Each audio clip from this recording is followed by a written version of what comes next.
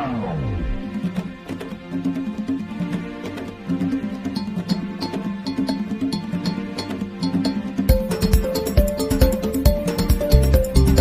tomboli maboko pe na tondi nzambe po naze na besoin ke batanga kombo na ngai Honoré Ngbanda te, mais naze na esengo ya koyoka que discours oyo nazalaka kolobela bino depuis 2001 moto moko azolinga koyoka te, 2005 moto azoyoka te, 2010 moto azolinga koyoka te, 2015 moto azolinga koyoka te. Lelo oyo ekoti na monoko ya bandeko banso ya ba Congolais banso sikoyo bakomi occupation libération résistance.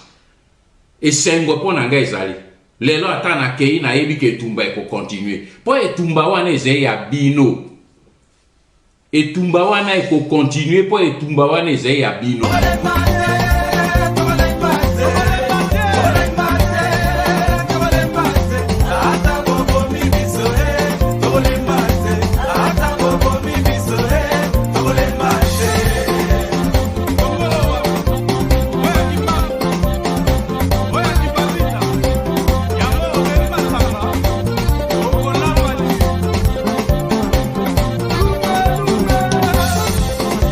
Patriote du mardi 9 août 2022 à lire sur www.resistancecongolaise.fr. Les États-Unis déroulent-ils un tapis rouge pour Poutine en République démocratique du Congo? Stratégie du chaos et percée russe au cœur des enjeux. Quelques jours à peine après la tournée du ministre russe des Affaires étrangères, M. Sergei Lavrov, en Afrique, c'est au tour d'Anthony Blinken, le secrétaire d'État américain, d'entamer un périple africain qui le mène en Afrique du Sud, en République démocratique du Congo et au Rwanda en ce début du mois d'août. Alors que le bras de fer entre les Occidentaux et la Russie s'intensifie suite à l'opération spéciale russe en Ukraine, le monde a les yeux rivés sur ce ballet diplomatique qui traduit les efforts des Occidentaux de préserver leur influence en Afrique en tentant surtout d'y contrer la percée russe. Quant aux Congolais, ils commencent enfin à prendre conscience du danger qui guette leur pays et tentent de s'opposer au processus d'occupation et de balkanisation en cours. Il est donc d'autant plus important qu'ils soient pleinement informés de certains points relatifs à ce déplacement. C'est pourquoi les réseaux de M. Honoré Ngbanda, à l'intérieur et à l'extérieur du pays, avec qui nous continuons à suivre de près l'évolution de la situation politique de la République démocratique du Congo, ont informé la rédaction de La Voix du Patriote des faits suivants. 1. Le secrétaire d'État américain vient s'assurer que Félix Tshisekedi s'engage à protéger les intérêts américains en République démocratique du Congo, notamment en ce qui concerne leur approvisionnement sans tracasserie en minerais stratégiques sur le territoire congolais. La contrepartie que Félix Tshisekedi pourrait en tirer serait la promesse d'obtenir de Washington un soutien pour mettre un terme au régime de Paul Kagame. 2. Par contre, comme nous l'avions déjà révélé il y a quelques mois, Washington s'oppose toujours au projet d'un second mandat de Félix Tshisekedi, contrairement à ce qu'espère ce dernier ainsi que son entourage. Anthony Blinken vient donc le lui rappeler de vive voix, tout en lui demandant de soutenir plutôt la candidature à la présidence de la République démocratique du Congo de Denis Mukwege que Washington soutient.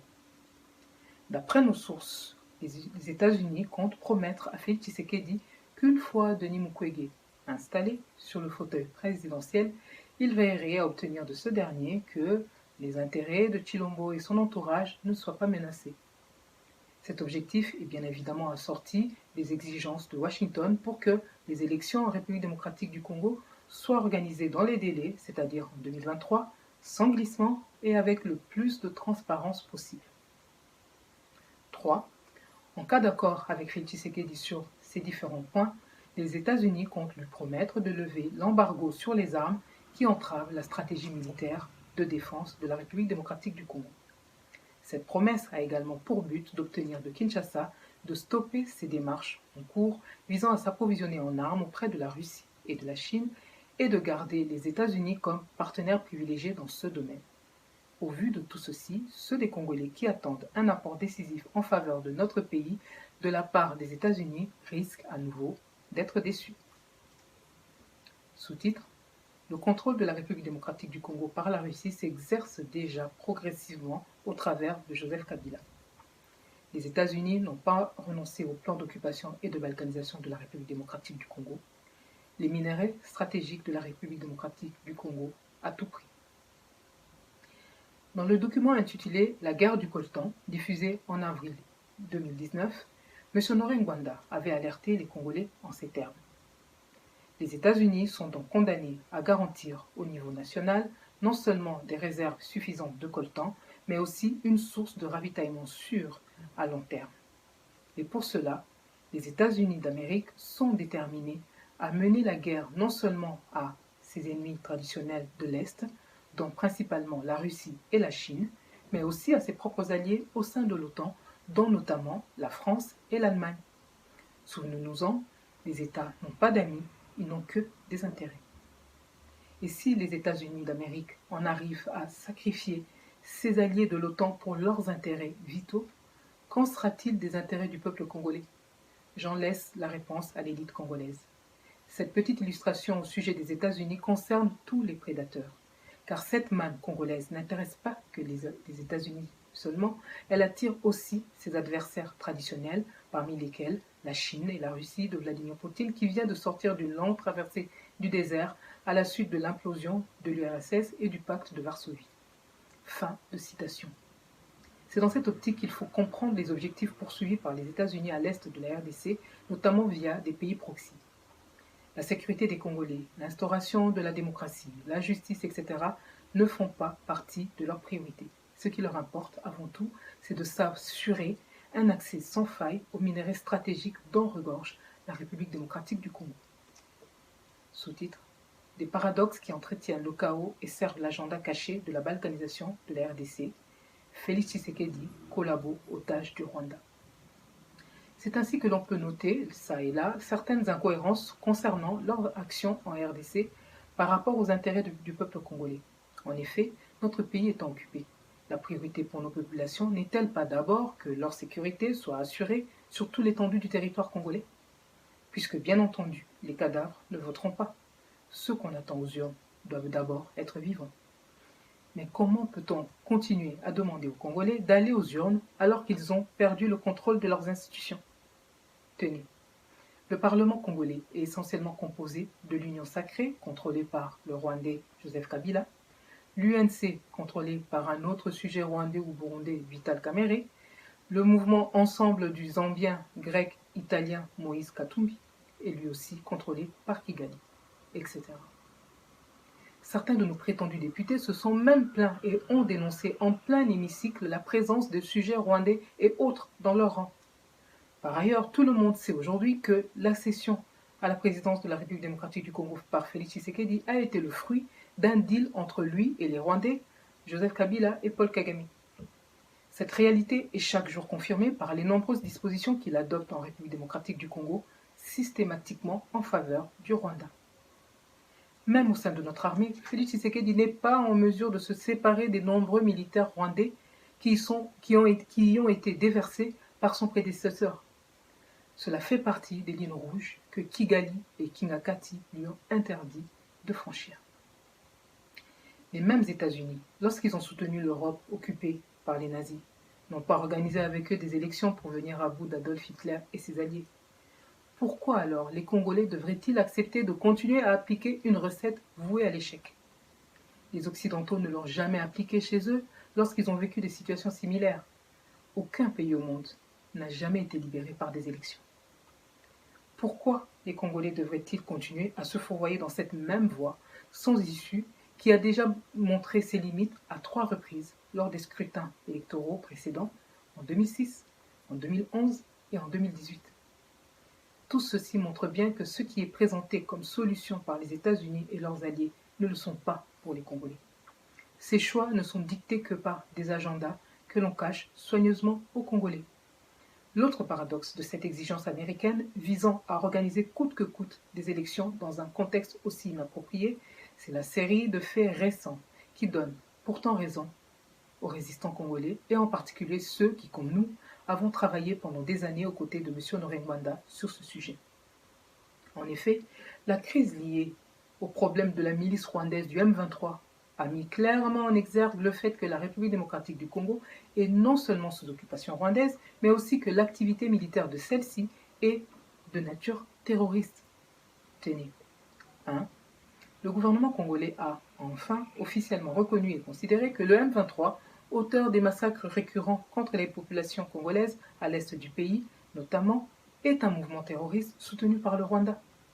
Ce constat a été fait preuve à l'appui avec l'arrestation de militaires rwandais infiltrés, la saisie de matériel militaire de l'armée rwandaise abandonné par ces mêmes milices fabriquées par Kagame, etc. Le M23 a lui-même confirmé de façon évidente son action terroriste en continuant non seulement à s'en prendre aux populations congolaises, mais également à la MONUSCO. La MONUSCO, quant à elle, a fait ouvertement son aveu d'impuissance face à une milice M23 qui se bat, d'après elle, comme une armée conventionnelle et non comme une milice. Elle a également été soutenue dans cette lecture par les rapports récents de l'ONU qui confirment que le Rwanda soutient bien le M23. La Commission des Affaires étrangères du Sénat américain, présidée par M. Menendez, a confirmé, elle aussi, l'action du Rwanda contre la République démocratique du Congo via différentes milices. Elle reconnaît même que cette déstabilisation de notre pays a causé des millions de morts. Le Rwanda, qui se débat désormais comme un diable dans un bénitier, est pratiquement le seul à tenter de contester ces faits. Mais le mensonge est devenu tellement gros que Kagame et les siens sont de plus en plus inaudibles. Mais malgré tous ces faits accablants, la communauté internationale continue à appeler les Congolais à dialoguer, développer des relations commerciales, entretenir des relations de bonne entente avec le régime terroriste de Kigali. Comme si les millions de morts congolais, les femmes violées, les pillages de nos ressources ne signifiaient rien uniquement parce que ceux qui en sont les victimes sont des Congolais. Ce qui est inadmissible ailleurs dans le monde doit donc être accepté en République démocratique du Congo. Peu importe l'immense tragédie humanitaire vécue par notre peuple, les Congolais en sont réduits à devoir quémander au monde entier que justice leur soit rendue. Cela n'est possible que parce que la République démocratique du Congo est dirigée par un régime d'occupation depuis la chute de Mobutu. La mission des gouvernements qui sont succédés en République démocratique du Congo ces dernières années n'est pas de nous rendre justice, bien au contraire. Les faits parlent d'eux-mêmes. Par ailleurs, le soutien affiché par M. Anthony Blinken pour la force régionale de l'EAC doit réveiller plus que jamais la vigilance des Congolais. En effet, cette force n'est qu'un prolongement des forces d'occupation rwando-ougandaises et constitue les renforts obtenus par Paul Kagame pour consolider l'occupation et finaliser la balkanisation de la partie est de la République démocratique du Congo. Car au vu de tous les éléments précédents, du réveil des Congolais et de la phase à laquelle est arrivé le chaos institué et entretenu par ceux qui cherchent à faire main basse sur la RDC, la force régionale de l'EAC ne pourra qu'être plus brutale et plus nocive que la MONUSCO. À ce sujet, pour la RC Résistance congolaise et le CNRC Conseil national de la résistance congolaise, la RDC n'a pas besoin de nouvelles troupes d'occupation sur son territoire. Il faudrait plutôt doter notre armée de plus de moyens et en extraire préalablement tous les agents de Paul Kagame. Cependant, les membres des gouvernements d'occupation que la communauté internationale ne cesse d'imposer aux Congolais avec l'aide des politiciens collabos congolais, opposants y compris, qui ont choisi de trahir la RDC, n'atteindront jamais de tels objectifs. La RDC est plus en danger que jamais et seul un soulèvement populaire pourra empêcher que ce qui reste de notre pays ne soit détruit. Sous-titre : 2 poids 2 mesures en matière de terrorisme et de justice. Quand la communauté internationale veut, elle peut, sauf en République démocratique du Congo. Le lundi 1er août, le président américain, M. Joe Biden, annonçait le succès d'une frappe aérienne américaine qui a provoqué la mort d'Ayman al-Zawahiri, ancien bras droit d'Al-Qaïda. Cet événement, qui s'inscrit dans la stratégie américaine de lutte contre le terrorisme, s'avère particulièrement intéressant pour les Congolais.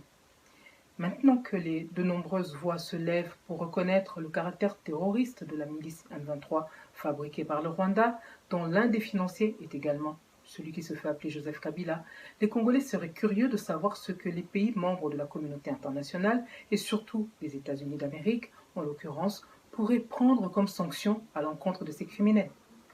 Car lorsqu'ils en ont eu réellement la volonté, la communauté internationale et les États-Unis en particulier ont mis tout en œuvre pour en finir avec ceux qu'ils considéraient comme des terroristes, des forces du mal, etc. Plusieurs cas illustrent ces faits. Je cite.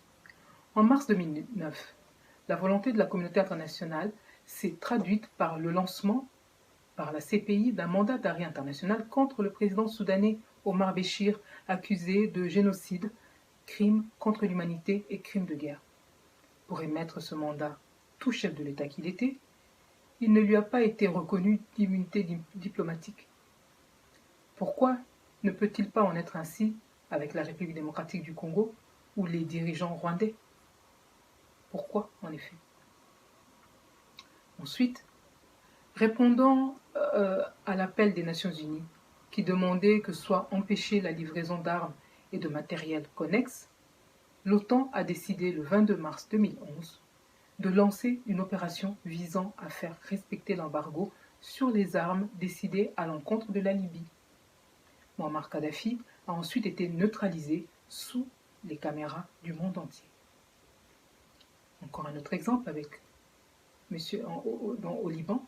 Suite à l'assassinat du Premier ministre libanais M. Rafik Hariri le 14 février 2005 à Beyrouth, un tribunal spécial des Nations Unies pour le Liban a été vite mis en place en mars 2009. Au Kenya, Uhuru Kenyatta, le président du Kenya, a comparu mercredi 8 octobre 2014 devant la Cour pénale internationale. Accusé de crimes contre l'humanité, il était le premier président en exercice à se présenter devant la CPI. Le président kényan était mis en cause pour sa responsabilité présumée dans les violences post-électorales de fin 2007 et début 2008 dans son pays. Les Congolais, eux, attendent en vain un minimum de justice pour les millions de victimes de l'occupation rwando-ougandaise. Sous-titre. L'intouchable Joseph Kabila, allié de la Russie, et fidèle serviteur de Paul Kagame. Honoré Ngwanda a écrit, en avril 2019, ceci, je cite, « De l'autre côté, derrière Joseph Kabila, la Russie et la Chine lui offrent tout leur soutien militaire, sécuritaire et diplomatique afin qu'il continue à garantir le juteux marché des gisements miniers stratégiques qu'il a ravis aux multinationales occidentales. En échange, ces pays de l'Est ont équipé Kabila d'armes sophistiquées, des hélicoptères de combat, des drones, des vedettes de combat, des véhicules blindés, etc. Ils l'ont surtout entouré d'agents de renseignement qui lui fournissent toutes les informations concernant les projets et les plans secrets que les services occidentaux conçoivent contre lui. Ces deux pays, la Russie et la Chine, ont garanti à Kabila leur veto au Conseil de sécurité de l'ONU pour bloquer toutes les résolutions initiées contre lui par l'Occident. Durant la crise précédant les élections, la Russie et la Chine ont conseillé à Joseph Kabila de ne pas tomber dans le piège d'une réaction violente, mais ils lui ont demandé de manipuler les élections pour s'octroyer une majorité démocratique au niveau des institutions. Et fort de cette position, ces deux pays auront la latitude de le soutenir tant militairement que diplomatiquement. Car toute tentative de la part de Félix Tshisekedi pour le déstabiliser ne pourra que se heurter aux dispositions légales et constitutionnelles. Fin de citation. Cet extrait est aussi tiré du document intitulé « La guerre du coltan » en page 14. Ainsi, Joseph Kabila et Kagame, qui ont causé des millions de morts dans la région des Grands Lacs, ne sont malheureusement toujours pas sanctionnés. Celui qui se fait appeler Kabila, malgré tous les nombreux rapports et scandales, des rapports mapping, Panama's Papers, Hold Up, Affaire Chebea, Massacre de Tingi-Tingi, Fausse commune de Maluku, etc., se retrouve confortablement installé à Kingakati avec un gouvernement congolais totalement à sa solde qui lui verse en plus de 700 000 $ de salaire par mois et qui l'aide à continuer à détruire la République démocratique du Congo. Le même Kabila qui semblait avoir scandalisé les États-Unis lorsque sa sœur Jeannette Kabila, malgré tous les nombreux rapports et scandales, rapports mapping, Panama's Papers, Hold Up, Affaire Chebea, Massacre de Tingi-Tingi, Fausse commune de Maluku, etc., se retrouve confortablement installé à Kingakati avec un gouvernement congolais totalement à sa solde qui lui verse plus de 700 000 $ de salaire par mois et qui l'aide à continuer à détruire la République démocratique du Congo. Le même Kabila qui semblait avoir scandalisé les États-Unis lorsque sa sœur Jeannette Kabila, Moïse Katumbi et d'autres membres de la Kabylie avaient été mis à nu dans la vente d'uranium à l'Iran ou la Corée du Nord, n'a jamais vraiment été sanctionné pour autant. Confère les documents que nous mettons sur le site de la résistance congolaise. Au bout de tant d'années que ce trafic perdure, les USA donnent l'impression de se plaindre et condamner en public ce qu'ils semblent laisser faire en coulisses. Les réseaux de M. Norengwanda à l'intérieur du pays ont informé la rédaction de La Voix du Patriote, il y a quelques semaines, que le même Kabila continuait à vendre frauduleusement de l'uranium à la Corée du Nord. Il a même eu une vive altercation avec Félix Tshisekedi à ce propos il y a quelques semaines. La vente a été faite sous couvert de ce dernier qui en était mécontent, puisqu'il venait d'être interpellé à ce sujet par l'Allemagne, dont les services secrets ont intercepté la cargaison. Voilà encore un paradoxe des États-Unis en République démocratique du Congo. Comment, dans un tel contexte, M. Anthony Blinken peut-il espérer arriver à contrer efficacement la Russie en s'appuyant sur un Félix Tshisekedi qui est complètement sous la coupe de Joseph Kabila, allié privilégié de la Russie et de la Chine? Le même Félix Tshisekedi qui est déjà en train d'opérer un rapprochement avec la même Russie, pas seulement pour son compte, mais pour celui de ses mentors Kabila et Kagame. En effet, il est assez étonnant de voir comment l'on tente de dissocier à chaque fois Kabila, qui bénéficie du travail des lobbies rwandais, de Paul Kagame, alors qu'ils sont les deux faces d'une même pièce. Quant à Kagame, malgré ses innombrables crimes du Rwanda à la République démocratique du Congo, on a vu le monde encore, cette année, continuer à lui dérouler le tapis rouge du sang des Congolais dans des réunions internationales, à Bruxelles, Paris, Biarritz, Dubaï, etc. Sous-titre: l'organisation de nouvelles élections dans la République démocratique du Congo, toujours occupée, n'est pas la priorité pour les Congolaises et des Congolais menacés de mort ou de viol chaque jour. Le peuple congolais qui souffre depuis plus de 2 décennies de l'arrivée de l'AFDEL et sa cohorte de terroristes rwando-ougandais, toujours actifs dans la région des Grands Lacs, mais identifiés pour la plupart dans le rapport mapping, sera sans doute très curieux de savoir si les États-Unis, dont le Zaïre puis le Congo ont toujours été très proches, sont à mesure d'apporter une contribution significative pour mettre un terme à leur descente aux enfers. Avec nos 12 millions de morts, nos centaines de milliers de femmes violées, plus de 5 millions de déplacés internes et le pillage continu de nos minerais, la priorité de la plupart des Congolais aujourd'hui n'est sans doute pas d'organiser des élections dans un pays occupé, mais d'abord de rester en vie, tout simplement, surtout à l'est de la République démocratique du Congo. La question sécuritaire reste la priorité. Dans un tel contexte, les élections ne servent qu'à extorquer la signature des Congolais pour la poser sur un acte donnant mandat à des imposteurs et des resellers organisés pour spolier le peuple congolais. Et c'est ce à quoi se sont attelés tous les gouvernements d'imposteurs sans légitimité qui se sont succédés à la tête de la République démocratique du Congo depuis 2 décennies. Les Congolais qui comprennent aujourd'hui, qui sont en réalité les victimes d'une opération consistant à faire croire au monde que l'on venait libérer le Zaïre alors qu'il s'agissait du début d'une véritable occupation, ne manqueront pas de suivre de près ce que M. Blinken sera en mesure d'annoncer comme changement significatif dans la relation entre la République démocratique du Congo et les États-Unis. Car en observant ce qu'ont été les relations entre la RDC et la communauté internationale, la majorité des Congolais gardent le goût amer du principe qui dit que les promesses n'engagent que ceux qui y croient. S'ils se nourrissaient de promesses, les Congolais seraient déjà tous obèses. La déception des Congolais vis-à-vis des États-Unis est grande. Il ne servirait à rien de continuer à faire l'autruche face à une situation où notre peuple est de plus en plus conscient des véritables enjeux et du rôle de chacun. Trahi par une élite, une partie de son élite et des complices tapis dans l'ombre à travers le monde, le Congolais d'hier n'est pas celui d'aujourd'hui. Le travail colossal abattu notamment par M. Honoré Ngwanda, d'autres résistants congolais ou encore de nombreux analystes extérieurs ont déjà porté leurs fruits. Les effets de ce réveil se font sentir chaque jour un peu plus et ne feront que s'amplifier dans l'avenir, y compris en dehors des frontières congolaises. La nouvelle Rawlings, faut arranger ici.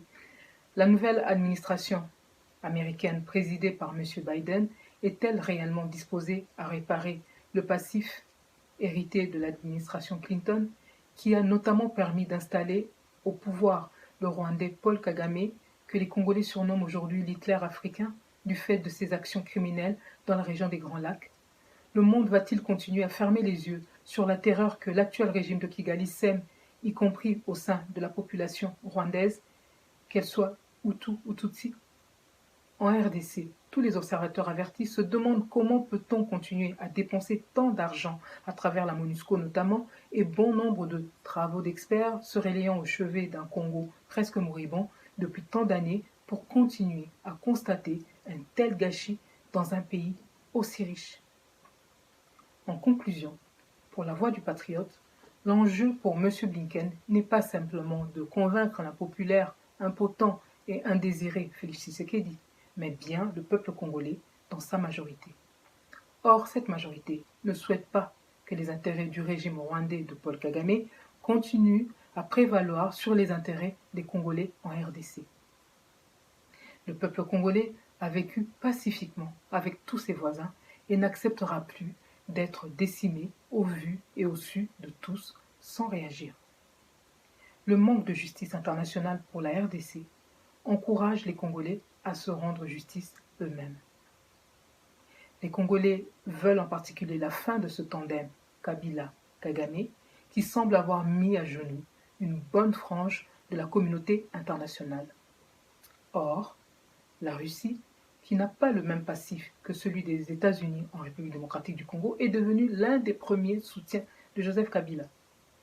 Des accords avec des groupes de Congolais représentant une nouvelle génération de la classe politique congolaise en contrepartie de la tête de Kabila ne sont pas à exclure avec la Russie.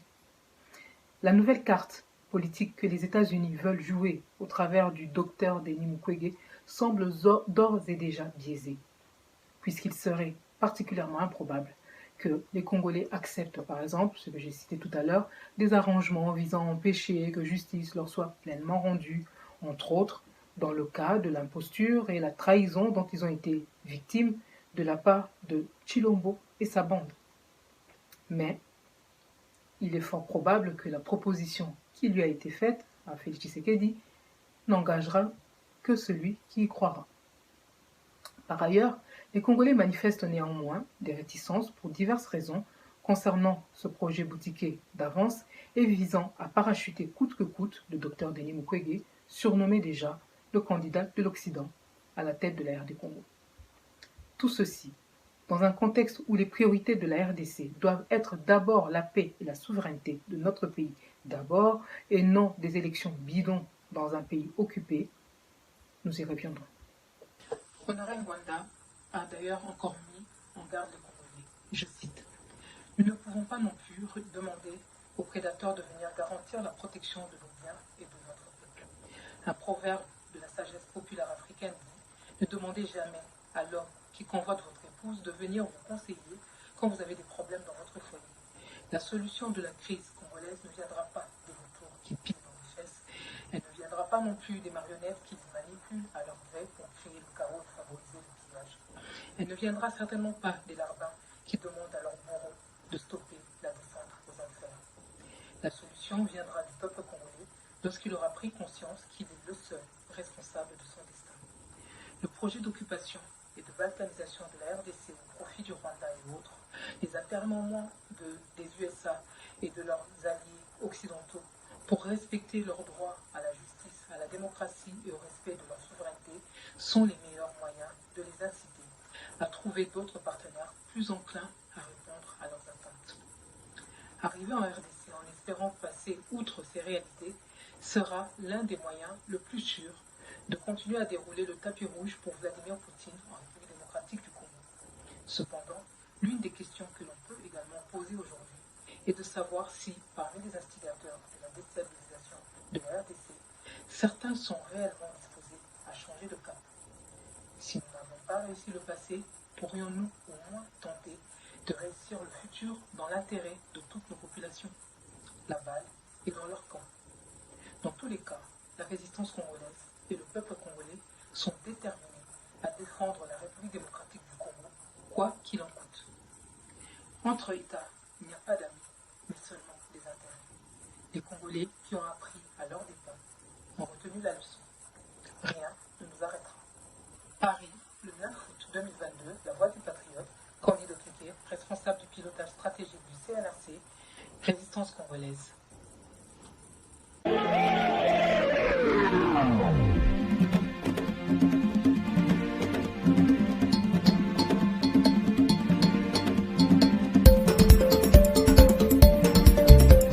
Na tomboli maboko pe na tondi nzambe po naze na besoin ke batanga kombo na ngai Honoré Ngbanda te me naze na esengo ya koyoka ke discours oyo nazalaka kolobela bino depuis 2001 motu moko azolinga koyoka te, 2005 moto azoyoka te, 2010 moto azolinga koyoka te, 2015 moto azolinga koyoka te. Lelo oyo ekoti na monoko ya bandeko banso ya ba Congolais banso sikoyo bakomi occupation libération résistance esengo po na ngai ezali lelo ata na kei na yebi ke etumba eko continue po etumba wana eze ya bino, etumba wana eko continue po etumba wana eze ya bino.